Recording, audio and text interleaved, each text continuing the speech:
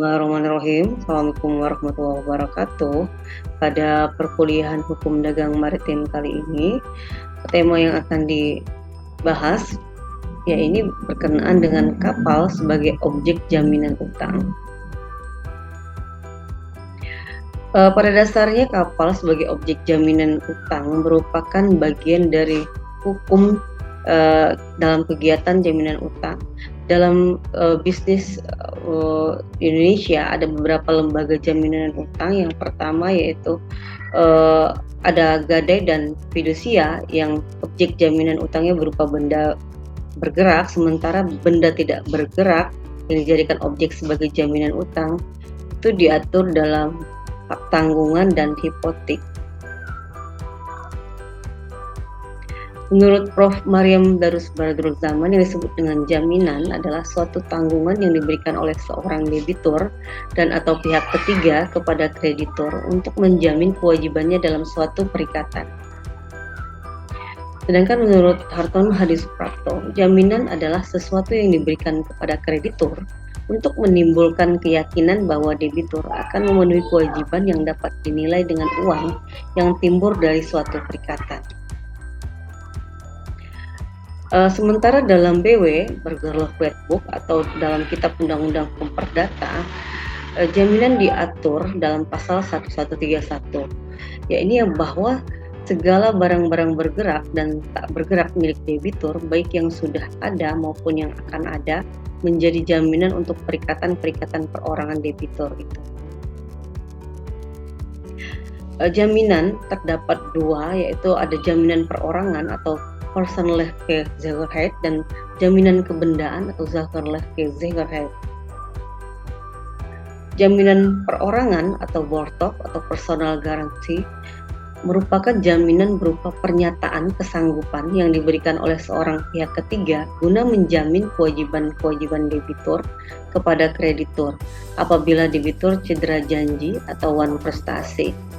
Biasanya jaminan perorangan ini berlaku dalam kegiatan bisnis atau lembaga jaminan utang fidusia. Tindakan penjaminan yang memberikan hak atas benda milik debitur kepada kreditur yang bersifat sementara sebagai bentuk jaminan terlunasinya utang debitur kepada kreditur. Bila telah dilunasi, benda tersebut dapat diberikan kembali kepada debitur, dan bila utang tidak dapat dibayar sebagaimana yang diatur dalam perjanjian, kreditur memiliki hak mengalihkan benda tersebut baik atas nama kreditur maupun pihak lain secara lelang. Ini pengertian jaminan utang dalam kegiatan gadai. Ada beberapa pengaturan dalam kegiatan jaminan utang sebagaimana yang diatur dalam beberapa undang-undang di Indonesia. Contohnya jaminan fidusia itu diatur dalam Undang-Undang 42 tahun 1999 tentang jaminan fidusia.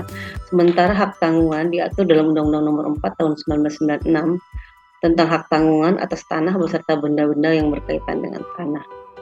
Kemudian gadai diatur dalam pasal 1150 sampai 1160 Burger Law Book. Kemudian hipotek kapal diatur dalam pasal 1162 Burger Law Book.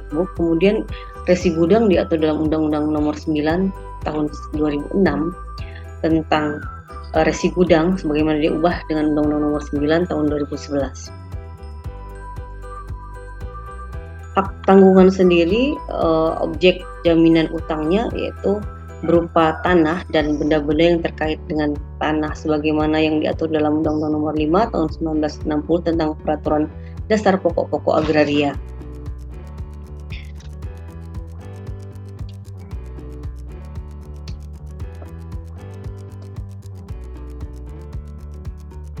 Sifat hak tanggungan, ia tidak dapat dibagi-bagi, kemudian dapat dibebankan pada beberapa hak atas tanah, dapat dibebani satu atau lebih utang atau hubungan hukum, kemudian dia memiliki prinsip spesialitas serta harus dipublisitaskan atau dipublikasikan.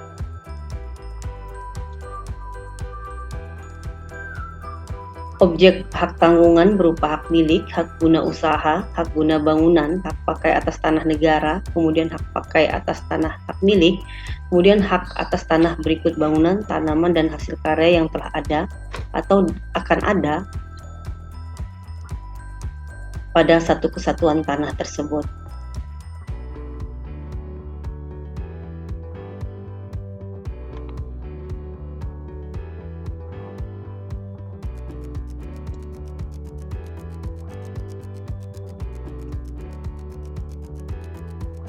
Kemudian fidusia, jaminan fidusia ini merupakan pengalihan hak kepemilikan suatu benda atas dasar kepercayaan dengan ketentuan bahwa benda yang hak kepemilikannya dialihkan tersebut tetap dalam penguasaan pemilik benda.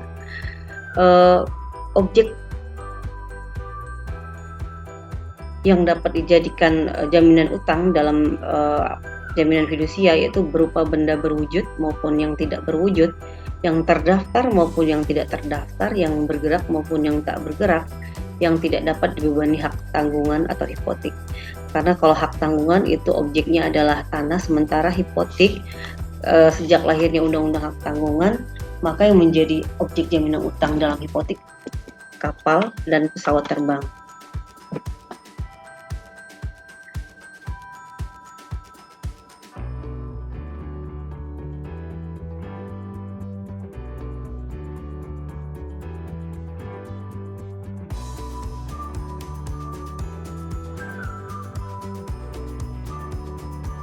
Sementara gadai diatur dalam pasal 1150 Bergerak Wetbook atau Kitab Undang-Undang Perdata.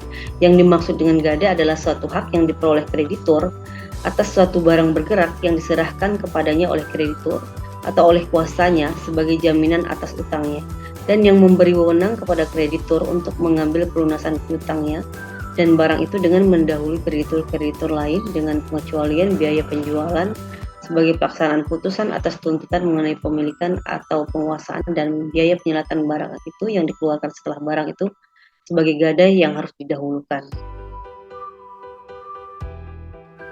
Objek gadai berupa benda bergerak yang berwujud.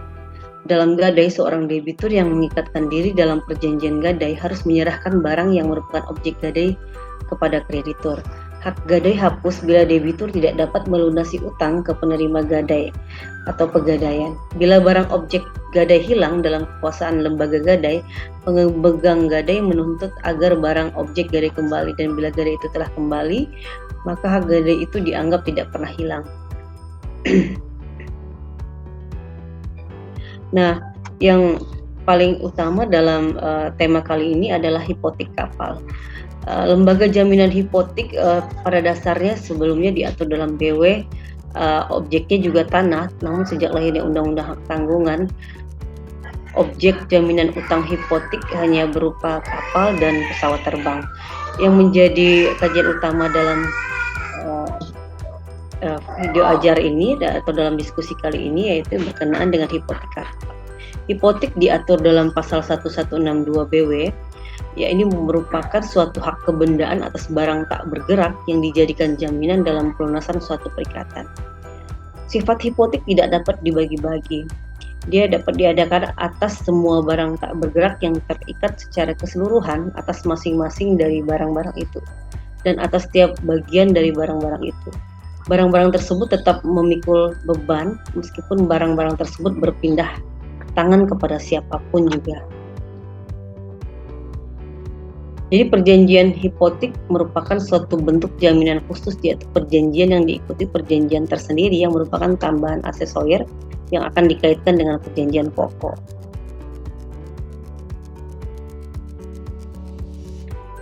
Hipotek kapal secara khusus juga diatur dalam Undang-Undang Nomor 17 Tahun 2008 tentang pelayaran, itu diatur dalam pasal 60. Jadi yang menjadi objek atau yang menjadi syarat suatu kapal dapat dijadikan objek jaminan utang adalah kapal tersebut harus telah didaftarkan dalam daftar kapal Indonesia. Barulah kapal tersebut dapat dijadikan jaminan utang dengan pembebanan hipotek atas kapal. Pembebanan hipotek atas kapal dilakukan dengan pembuatan akta hipotek oleh pejabat pendaftar dan pencatat balik nama kapal di tempat kapal didaftarkan dan dicatat dalam daftar induk pendaftaran kapal. Dalam hal ini di bawah kewenangan kantor Kesyah Bandaran Kementerian Perhubungan.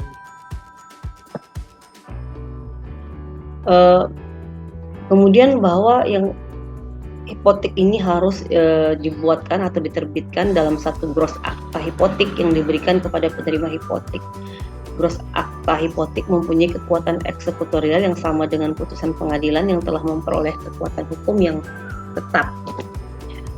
Dalam hal gros akta hipotek hilang, dapat diterbitkan gros akta pengganti berdasarkan penetapan pengadilan. Jadi terbitnya gros akta ini sama dengan pembebanan jaminan utang pada kegiatan bisnis jaminan fidusia maupun hak tanggungan. Ketika dia sudah dijadikan objek jaminan utang, kapal memiliki kekuatan eksekutorial sama dengan putusan pengadilan. Jadi ketika misalnya debitur tidak mampu membayar utang-utangnya atau melakukan cedera janji, maka penerima gros akta hipotek dalam hal ini kreditur memiliki hak untuk mengeksekusi secara langsung atas objek jaminan utang berupa kapal.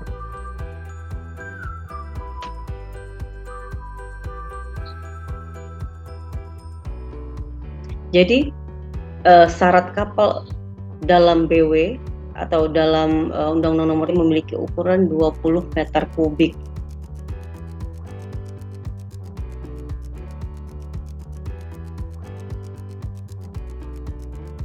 Dalam Undang-Undang Nomor 17 Tahun 2008, hipotek kapal merupakan hak agunan kebendaan atas kapal yang terdaftar untuk menjamin pelunasan utang tertentu yang memberikan kedudukan yang diutamakan kepada kreditur tertentu terhadap kreditur lain.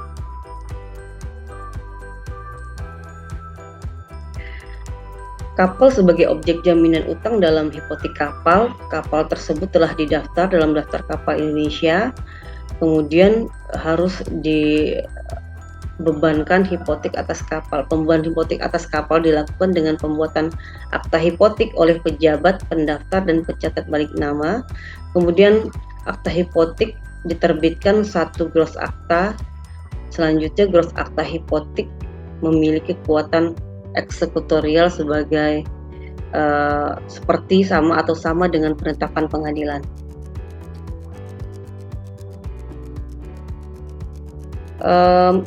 Hipotek kapal memiliki sifat kapal yang namanya hipotek kapal dapat dibebani lebih dari satu hipotek. Peringkat masing-masing hipotek ditentukan sesuai dengan tanggal dan nomor urut akta hipotek. Hipotek kapal dapat dialihkan dari penerima hipotek kepada penerima hipotek lain dilakukan dengan membuat akta pengalihan hipotek oleh pejabat pendaftar dan pencatat balik nama kapal di tempat kapal didaftarkan dan dicatat dalam daftar induk pendaftaran kapal, dalam hal ini di kantor Syah Bandaran.